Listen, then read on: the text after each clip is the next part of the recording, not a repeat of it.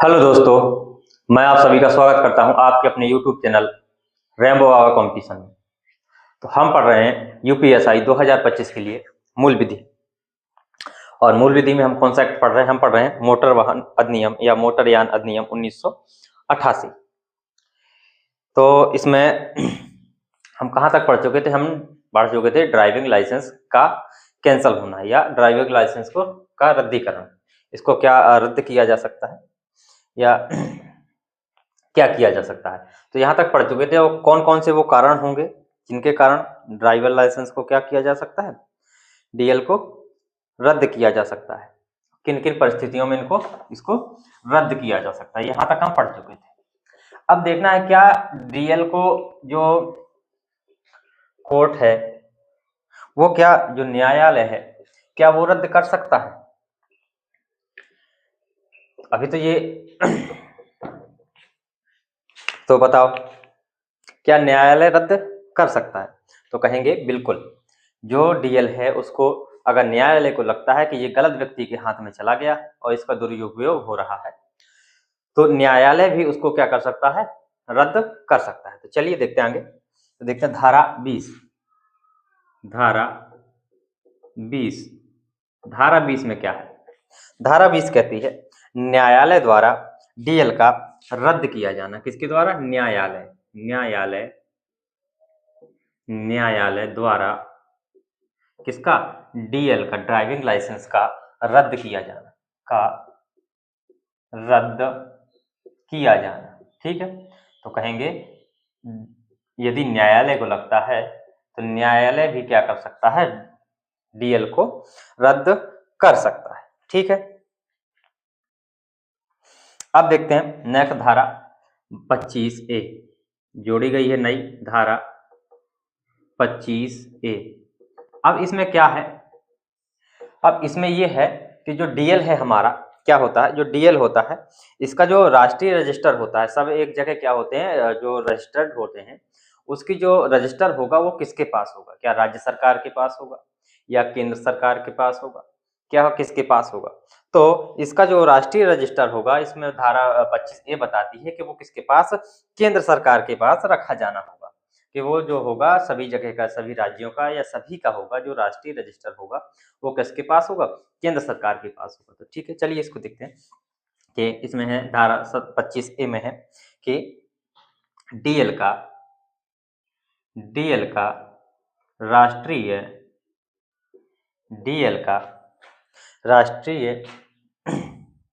Register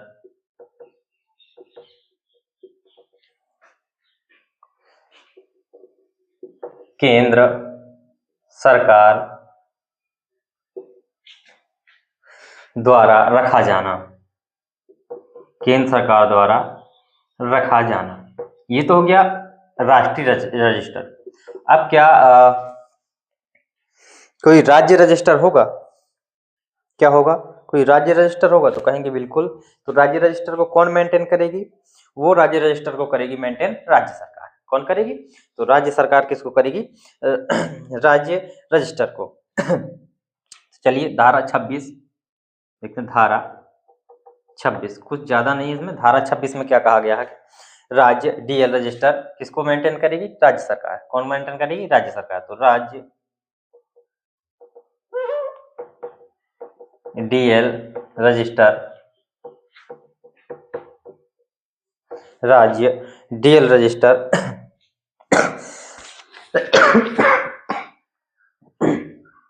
sorry दोस्तों।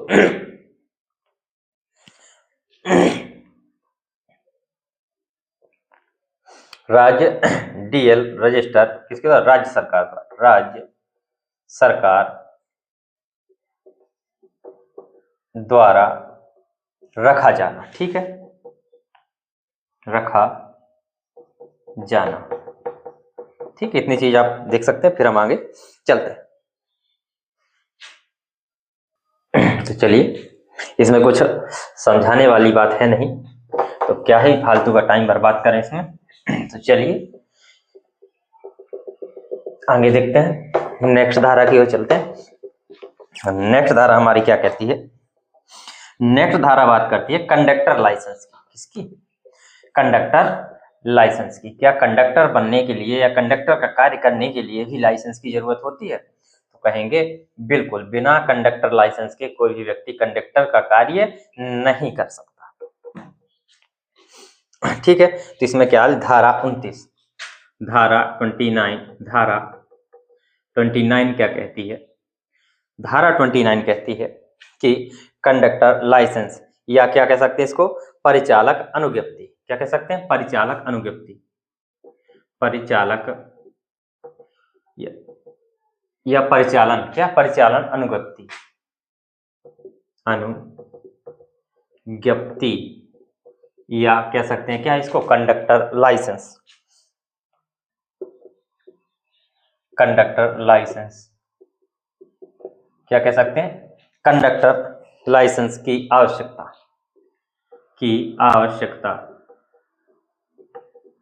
तो conductor licence की क्या होती है? आवश्यकता होती है। तो कोई भी व्यक्ति, कोई भी कंडक्टर क्या होगा, बिना कंडक्टर लाइसेंस की वो क्या होगा, कंडक्टरी नहीं कर पाएगा या कंडक्टर का कार्य नहीं कर सकता। ठीक है, इतनी चीज आपको समझ में आई होगी। ठीक है, अब चलते हैं नेक्स्ट धारा की ओर, और नेक्स्ट धारा देखते हैं। धारा 39, धारा 39।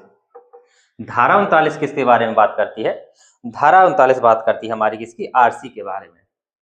किसके बारे में? आरसी के बारे में। रजिस्ट्रेशन प्रमाण पत्र या रजिस्ट्रेशन सर्टिफिकेट के बारे में बात करती है। ठीक है, तो देखते हैं इसमें रजिस्ट्रेशन की आवश्यकता। रजिस्ट्रेशन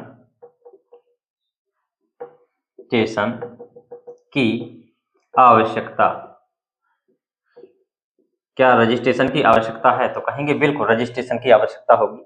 अगर किसी व्यक्ति को किसी भीड़ भाड़ वाले स्थान पर या कहीं पर कोई व्यक्ति कोई भी वाहन चलाता है, तो वाहन का क्या, उसका रजिस्ट्रेशन होना चाहिए। यदि बिना रजिस्ट्रेशन का कोई भी व्यक्ति वाहन चलाता है तो वो क्या है, अपराध होगा। अपराध है तो उसके लिए क्या होगा, दंड होगा।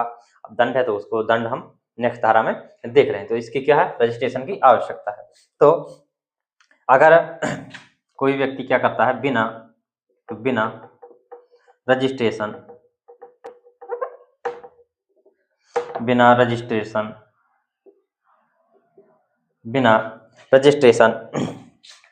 के कोई भी व्यक्ति क्या करता है, सार्वजनिक स्थानों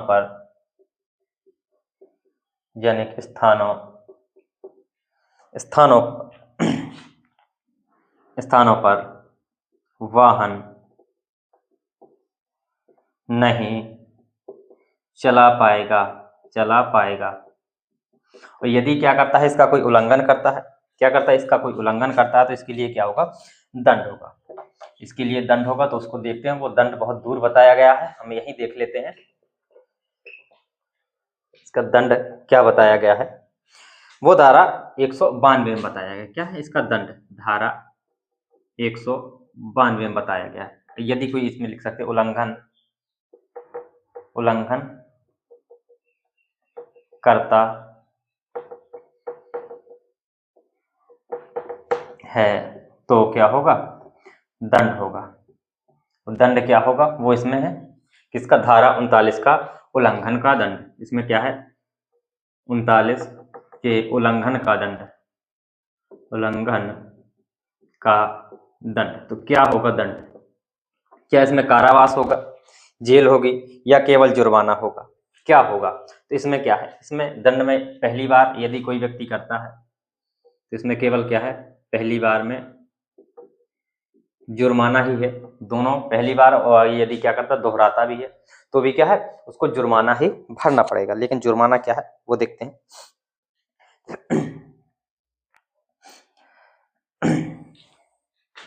वो क्या है जुर्माना, 2000 से कितना जुर्माना क्या है, वो होगा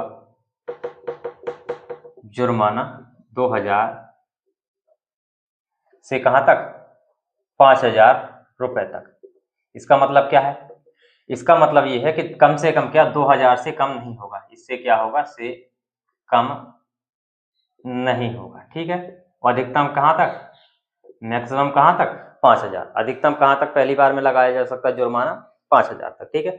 और 2,000 से कम नहीं भुगतान करना पड़ेगा, ठीक है। यदि क्या करता है कोई व्यक्ति दूसरी बार करता है यही कार्य, क्या करता है दूसरी बार कार्य करता है, तो फिर क्या होगा भैया कि फिर क्या होगा, ये जुर्माना है, जो दंड है वो क्या होगा, बढ़ जाएगा।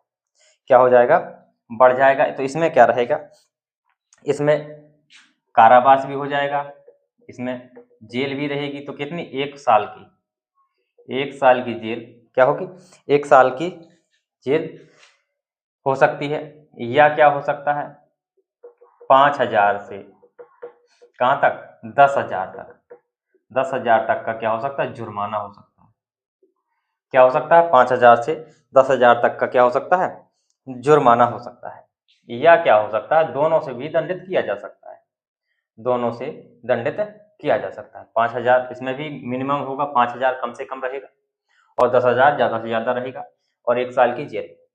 अगर कोर्ट को लगता है कि इसने ज़्यादा जघन्य अपराध किया है, तो वो क्या कर सकता है, जेल भी दे सकता है और जुर्माना भी भरवा सकता है, ठीक है। दोनों से दंडित कर सकता है। अगर उसको जैसे जो न्यायाधीश होगा उसको जैसे लगेगा, वो अपने विवेक के आधार पर क्या करेगा, इस पे दंड देगा। उसको जो लगेगा कि कैसा अपराध किया है इसने और कितना नुकसान हुआ है, उसी हिसाब से क्या करेगा, वो दंड देगा। चलिए आगे चलते हैं।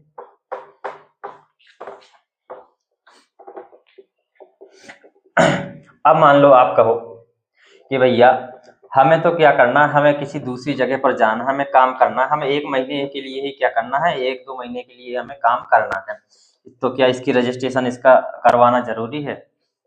तो बिल्कुल, अगर आपको परमानेंट काम नहीं करना है, किसी वाहन को परमानेंट नहीं चलाना है, तो भी 10 दिन 15 दिन जितने दिन चलाना है, तब भी उसका भी क्या करवाना होगा, रजिस्ट्रेशन करवाना होगा। क्या करवाना होगा, रजिस्ट्रेशन करवाना होगा। और वो क्या होगा, तो वो कैसा होगा, वो अस्थायी रूप से क्या होगा, रजिस्ट्रेशन होगा। आप जितना चाहेंगे तो अस्थायी रूप से, वो 1 महीने का होता है। कितना होता है, अस्थायी रूप से अगर रजिस्ट्रेशन करवाते हैं तो 1 महीने तक का हो जाता है। कितने का हो जाता है, 1 महीने के लिए हो जाता है। इसके बाद आप क्या करवा सकते हैं, रिन्यू भी करवा सकते हैं यदि 2 महीने का कार्य है। नहीं तो अगर आपका काम समाप्त हो गया तो आप उसको कैंसिल करवा सकते हैं, उसको रद्द करवा सकते हैं, ठीक है। चलिए देखते हैं धारा 43, धारा 43, धारा 43, धारा 43 में क्या कहा गया है, अस्थायी रजिस्ट्रेशन, क्या, या टेम्पररी रजिस्ट्रेशन, ठीक है। अस्थायी रजिस्ट्रेशन, अंग्रेजी में टेम्पररी रजिस्ट्रेशन कहेंगे, अस्थायी,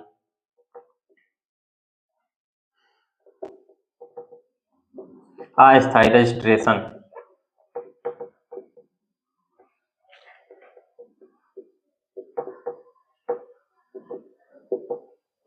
अस्थायी रजिस्ट्रेशन की बात हो रही है। तो अस्थायी रजिस्ट्रेशन कितने दिनों के लिए होता है, तो लिखेंगे कि अस्थायी रजिस्ट्रेशन कितने समय के लिए होता है, तो वो कितने समय के लिए होता है, 1 माह के लिए होता है। कितने के लिए, 1 माह के लिए होता है, ठीक है। तो आपको अगर 1 माह का काम है तो आप अस्थायी रजिस्ट्रेशन करवा सकते हैं। तो ठीक है, कितने समय के लिए, कितने समय, तो ये कितने के लिए होता है, 1 माह के लिए। कितने के लिए होता है, 1 माह के लिए होता है, ठीक है। कितने समय के लिए होता है, जो अस्थायी रजिस्ट्रेशन होता है वो होता है 1 माह के लिए दिया जाता है, ठीक है। चलिए अब देखते हैं भारत में जो रजिस्ट्रेशन है वो कहाँ कहाँ मान्य होगा। कई बार आपने देखा होगा, आप लोगों को चेकिंग में आपको पकड़ लिया जाता है, जैसे ड्राइविंग लाइसेंस डीएल में बताया था, लर्निंग लाइसेंस में बताया था कि कहने लगते हैं जो ऑफिसर्स होते हैं कि ये यूपी का है, यहाँ पे मान्य नहीं होगा, ये एमपी का है, यहाँ पे मान्य नहीं होगा, ये राजस्थान का है, यहाँ पे मान्य नहीं होगा। उसी प्रकार से क्या, जो आरसी है, जो रजिस्ट्रेशन प्रमाण पत्र है, तो क्या वो कहाँ पर, भारत में कितने स्थानों पर लागू होगा और कहाँ का कहाँ तक लागू होगा।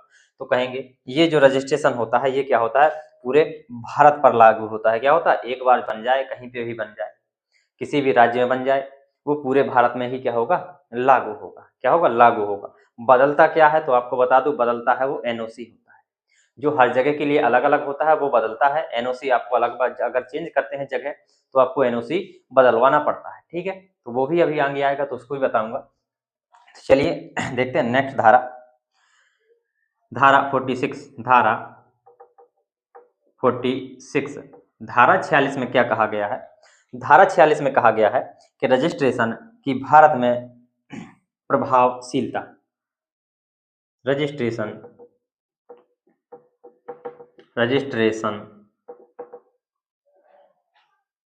की भारत में प्रभावशीलता मतलब कहाँ तक प्रभावी होगा, प्रभावशीलता कहाँ तक मान्य होगा, हम कहाँ तक इसका यूज कर सकते हैं। तो लिख सकते हैं इसमें संपूर्ण भारत में, कहाँ पर, संपूर्ण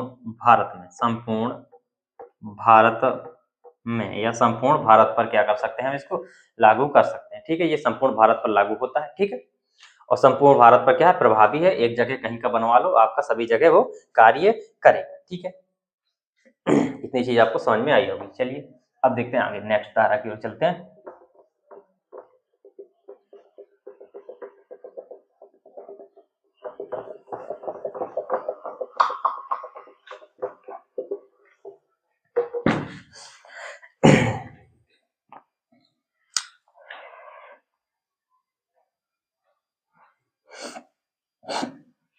अब चलते हैं नेक्स्ट धारा की ओर, धारा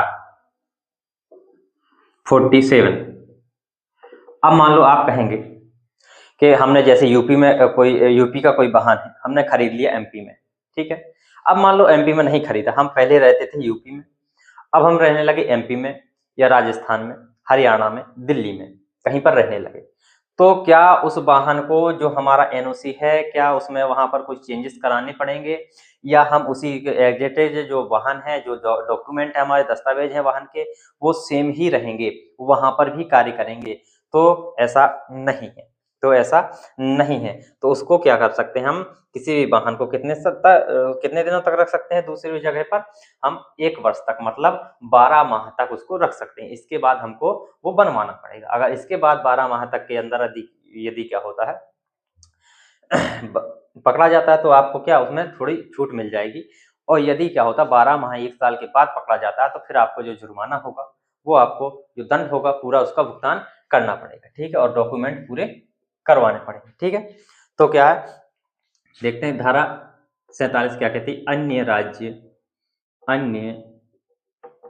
राज्य में केवल कितने, 12 माह, या क्या कह सकते 1 वर्ष, क्या 12 माह तक ही क्या कर सकते हैं, वाहन चलाया या क्या किया जा सकता है, रखा जा सकता है। ठीक है, इतनी चीज आपको समझ में आई होगी। ठीक है, अब हम बात करते हैं धारा 48 की, 48 एनओसी की धारा 48। धारा 48 क्या है, धारा 48 है आक्षेप न होने का प्रमाण पत्र। किसका, आक्षेप कोई भी उस पर आक्षेप नहीं, आक्षेप न होने का प्रमाण पत्र, सर्टिफिकेट। क्या, सर्टिफिकेट लिख सकते हैं, इसको लिख सकते हैं नो ऑब्जेक्शन सर्टिफिकेट।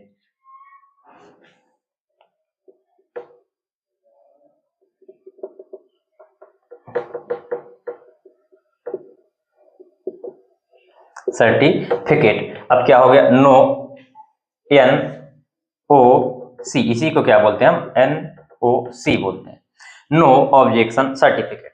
ठीक है, आक्षेप ना होने का प्रमाण पत्र। आक्षेप ना होने का प्रमाण पत्र मतलब वाहन अभी उसमें कोई भी कमी नहीं आई है, ना ही इस पर कोई केस चल रहा है, ना ही इसमें कोई दिक्कत है, मतलब इस वाहन को अभी चलाया जा सकता है। ठीक है, ये होता है एनओसी, और ये क्या होती है, ये सरकार देती है। ठीक है, तो उसमें ये होता है वाहन का यदि एनओसी है, तो उसमें ये सब चीजें होती हैं कि कहाँ पर चलाया जा सकता है, कितने दिनों तक चलाया जा सकता है, इसकी कितनी वैधता है, ये चीजें सब चीजें होती हैं। ठीक है, उसमें तो जैसे ये, और ये अभी मैं बताया था कि ये एक राज्य से दूसरे राज्य में अगर ट्रांसफर करते हैं तो क्या चेंज होता है, एनओसी चेंज होता है। क्या होता है, एनओसी चेंज होता है। यदि एक मालिक से दूसरे मालिक के पास भी चेंज हो जाता है तब भी क्या होगा, एनओसी चेंज होता है। क्या होता है, एनओसी चेंज होता है। तो जैसे कैसे कि एक क्या होगा, एक कोई मालिक, मतलब इसका वाहन है, ठीक है, एक मालिक है, ये क्या है, व्यक्ति, इसके पास कोई वाहन था, इसने क्या किया, ये इसके पास क्या एक वाहन है, ठीक है, इसने क्या किया, बी व्यक्ति को बेच दिया। तो यहाँ पर क्या होगा, बी व्यक्ति को बेचा तो यहाँ पर क्या होगा, उसको एनओसी बनवाना पड़ेगा। क्या करना होगा, एनओसी दोबारा से बनवाना पड़ेगा। ठीक है, एक व्यक्ति से दूसरे व्यक्ति के पास वाहन जाता है तो क्या चेंज होगा, एनओसी चेंज होगा। ठीक है, अब यदि क्या है, एक मान लो ये यूपी है, ठीक है, और ये कहाँ पहुंच गया वाहन जो है, ये कहाँ, एमपी में चला गया, तब भी क्या होगा, एनओसी चेंज होगा। क्या होगा, जो भी बदलेगा वो क्या होगा, एनओसी। क्या बदलेगा, एनओसी बदलना पड़ेगा। क्या होगा, एनओसी चेंज होगा। ठीक है, तो इतनी चीज आपको समझ में आई होगी। ठीक है, इतनी चीज नोट कर सकते हैं, फिर हम आगे चलते हैं।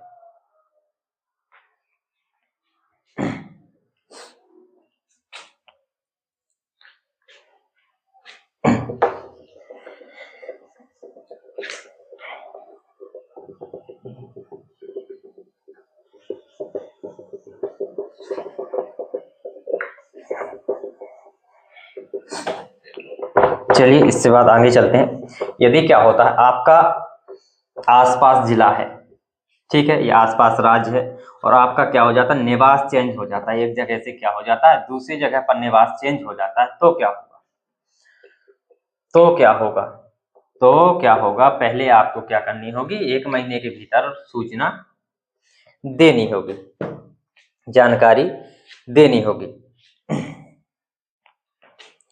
तो वो क्या करेगा, फिर आपका सर्टिफिकेट जारी कर देगा। ठीक है, तो चलिए देखते हैं धारा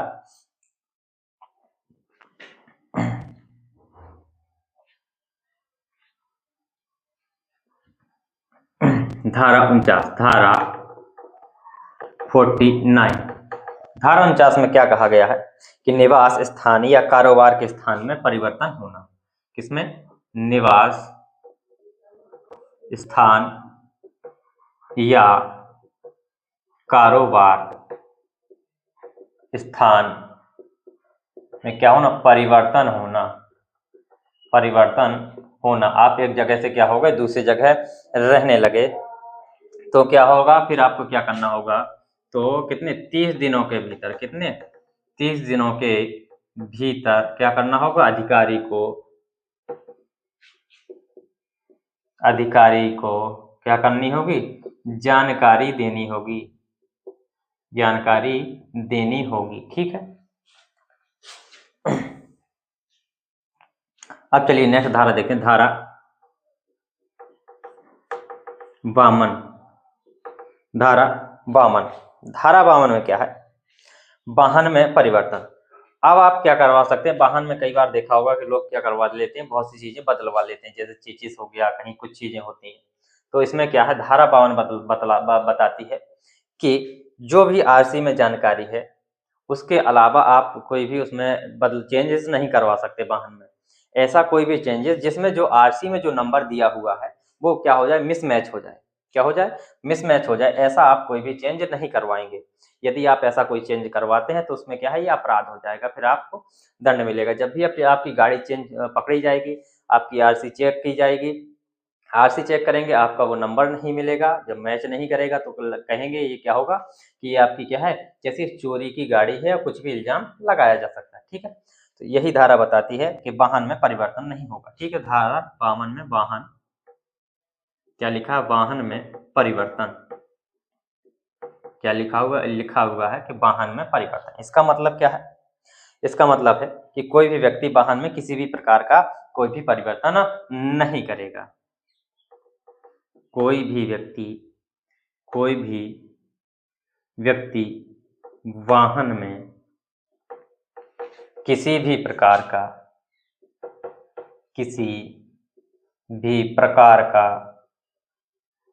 कोई परिवर्तन नहीं करेगा, नहीं करेगा। ठीक है, कोई भी परिवर्तन क्या नहीं करेगा, नहीं करेगा। वाहन की कैसी जो क्या है, जो आरसी में जो जानकारी दी गई है उसको, उसमें कोई परिवर्तन नहीं होगा। उसके अलावा आप करवा सकते हैं, उसमें तो बहुत सी चीजें होती हैं तो वो करवा सकते हैं छोटी मोटी, लेकिन जो चीजें जो नंबर दिए गए हैं आरसी में, 25 नंबर हो गया, और भी नंबर होते हैं सारे के सारे नंबर, उनमें क्या होता है, उनको चेंज नहीं कराया जा सकता। ठीक है, तो इतनी चीज आपको नोट करनी है।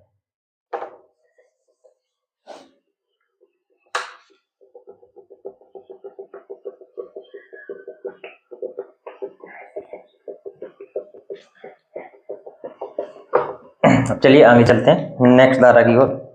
तो अब देखते हैं, अब आ गया हमारा रजिस्ट्रेशन हो गया, सब कुछ हो गया, रजिस्ट्रेशन कोई चेंजेस हो गए। अब क्या रजिस्ट्रेशन ड्राइविंग लाइसेंस का भी रद्दीकरण होता था, क्या रजिस्ट्रेशन का भी रद्दीकरण किया जा सकता है, रजिस्ट्रेशन को भी रद्द किया जा सकता है कि नहीं, तो कहेंगे बिल्कुल रजिस्ट्रेशन को भी रद्द किया जा सकता है। तो चलिए रजिस्ट्रेशन को भी रद्द करवा देते हैं। तो चलिए देखते हैं धारा 53, धारा 53 में क्या है, रजिस्ट्रेशन का निलंबन या रद्दीकरण, क्या रजिस्ट्रेशन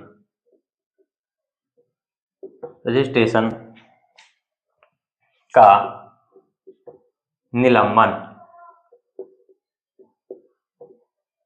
रजिस्ट्रेशन का निलंबन या आरसी का रद्दीकरण या कैंसिलेशन, कुछ भी कह सकते हैं। ठीक है, तो क्या किया जा सकता है, कहेंगे बिल्कुल किया जा सकता है। और कब किया जा सकता है, कब किया जा सकता है, तो कब किया जा सकता है, तो उसको देख लीजिए कि कब किया जा सकता है। जब कोई व्यक्ति क्या करता है, सार्वजनिक स्थानों पर कैसे खतरनाक तरीके से वाहन को चलाता है, ना देखता है कि सामने कौन आ जाता है, बहुत स्पीड से भगाता है, इस तरीके से कोई व्यक्ति क्या करता है, वाहन चलाता है, तो लगेगा कि उसका भैया इसका लाइसेंस क्या कर दो, कैंसिल कर दो, नहीं तो ये क्या करेगा, जन और धन की क्या कर देगा, हानि कर देगा। ठीक है, या क्या करता है, जहां पर क्या है कोई परमिशन ना हो, क्या हो, वहां पर वाहन जाने की परमिशन ना हो, नो परमिशन में घुस जाए, वहां पे जाके वाहन को चलाता है, उठपटांग काम करता है, तो व्यक्ति का उसका क्या लाइसेंस जो सॉरी लाइसेंस बोल दिया, आरसी है, वो क्या हो जाएगी, उसकी कैंसिल हो जाएगी। क्या हो जाएगी, कैंसिल हो जाएगी। चलिए इसके कारण लिख सकते हैं कब किया जा सकता है, तो सार्वजनिक स्थानों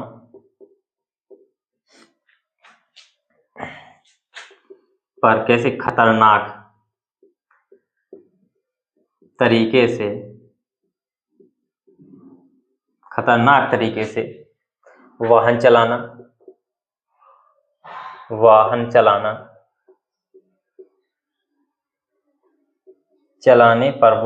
पर। ठीक है, या क्या है, और क्या हो सकता है, बिना परमिशन, बिना अनुमति वाहन किराए, क्या करता है, किराए पर या भाड़े पर क्या करता है, चलाता है। दो क्या किया जा सकता है, रजिस्ट्रेशन कैंसिल किया जा सकता है। ठीक है, इतनी चीज आपको समझ में आई होगी।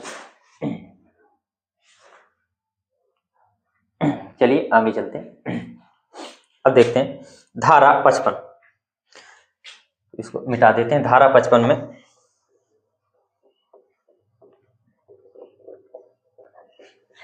और किस आधार पर रजिस्ट्रेशन का रद्दीकरण किया जा सकता है,